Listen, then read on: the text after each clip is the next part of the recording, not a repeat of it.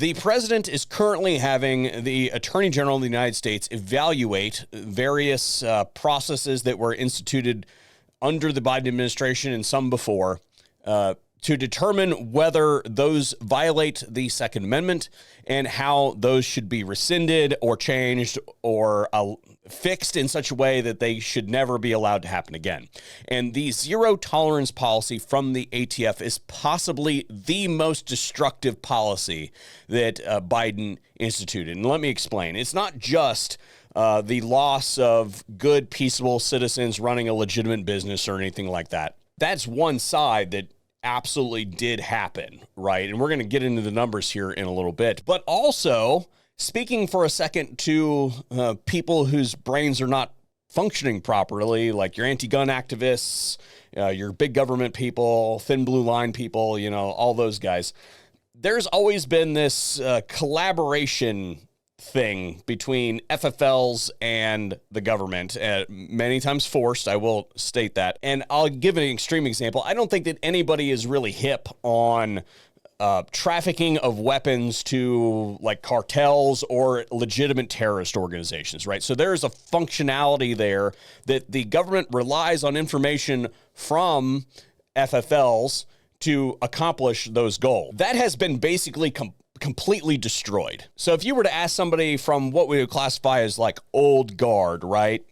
They'll tell you if something fishy goes down, you get an order that comes in that looks really weird or seems really weird, or you get some paperwork with something that's jacked up.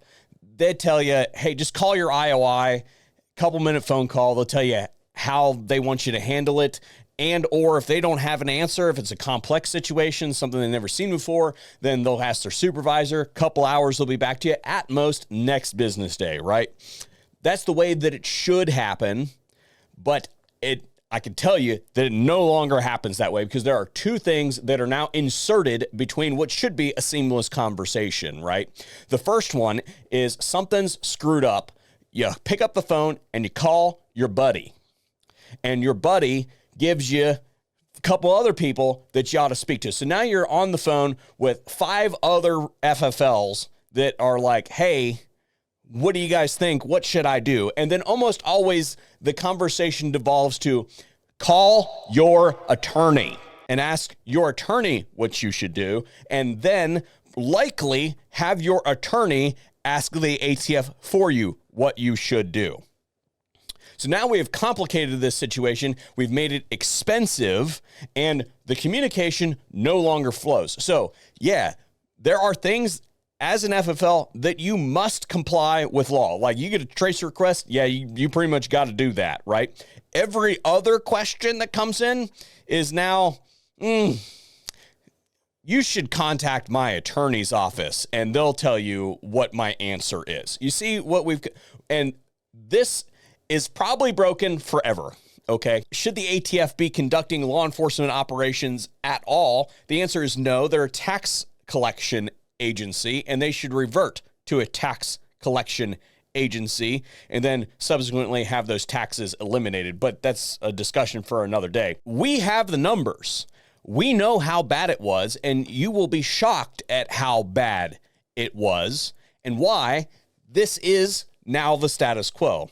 I also have some ideas that I'm going to share with you on how the administration can address this in a way that keeps it from ever happening again, because it is clear that this agency was weaponized against us. And maybe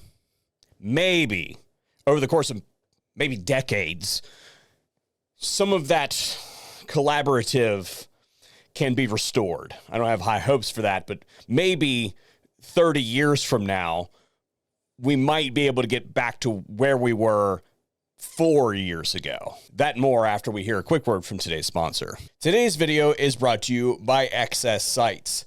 I've been working with XS for years now. In fact, I was a client of theirs before they were a client of mine, and they are my go-to pick for tritium night sights. I personally gravitate towards their big dot configuration, but they offer a whole bunch of different ones out there for those of you who don't like properly manufactured sights on your pistol. Ensuring that regardless of your chosen sighting solution, that excess will be the brightest sight in any light. So how bad was the ATF zero tolerance policy? And I have some figures here that I'm going to share with you.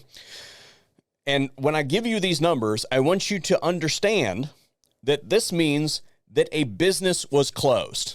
Okay, so a business that existed, that was operating, was destroyed by having their license revoked. So in 2021, which is the year that Biden took over, which is only half a year because we only have the data for half a year, there were 3 licenses revoked across the entire country. In 2022, there were 88. In 2023, there were 157 revoked. And in 2024, there were 397 revoked. And that is not even the ones that they tried to revoke. And I'm going to have those numbers listed on the side next to them. There's another category, which were those that decided to voluntarily give up their license post-inspection. Here are those numbers. So I would combine those statistics and get a better number of licenses that were either revoked or intimidated into closing. If we consider 2021 as a baseline, then that means that 2022 saw a revocation or intimidation rate of 582%, 2023 was 878%, and 2024 was 1,744%. The goodwill has left the building, and it ain't coming back anytime soon, because we were politically persecuted for 4 years. So what I think needs to be focused on now is, of course, eliminate this policy immediately.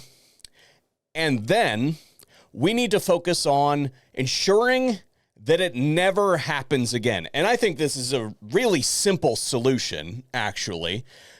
The ATF has been acting as a law enforcement agency for far too long. They are supposed to be a tax collection agency. They were spawned out of the IRS. Cessation of all law enforcement activities by the ATF, full stop, period. Take their guns away, never again. If you need any more evidence, Ruby Ridge, Waco, Brian Malinowski a couple of years ago. Like Brian Malinowski that potentially was just doing, selling these guns, and I don't know the whole circumstances, but he's dead. Get rid of it, and decisions like this should be made by a court. I don't think that that is a radical position, especially considering that we're looking at government oversight right now. And before us, we have an agency that in its tenure is responsible for the deaths of hundreds of American citizens. But I can totally see where a whole bunch of thin blue line people that are like, the government is your friend and they're here to help. So short of what should actually happen, I'll meet you halfway. Industry regulation of the government. You create a review board that has 5 FFLs chosen at random on there, and to qualify, then you have to have conducted, say, 200 transfers per year or something like that over the course of X number of years to be able to sit on the board. And they decide whether somebody willfully endangered people by selling guns to the cartel or something like that. That can be done by the president tomorrow, and then we should seek that it is ultimately codified by Congress to ensure that it is in place and cannot be changed by future administrations. Because as someone who is an FFL and a dog owner, you're going to say hi to people or you're going to be antisocial? Our lives are in peril. So, Mr. President, if you could please unfuck this falconry, we would greatly appreciate it. Have a good day.